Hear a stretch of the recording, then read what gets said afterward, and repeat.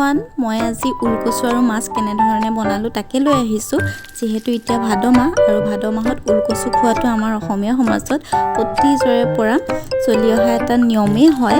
আৰু কোন কোন ঠাইত ভাদ মাহত ওলকচু খোৱাটো নিয়ম হিচাপে প্ৰচলিত হৈ আহিছে কমেণ্টত জনাবচোন আপোনালোকে।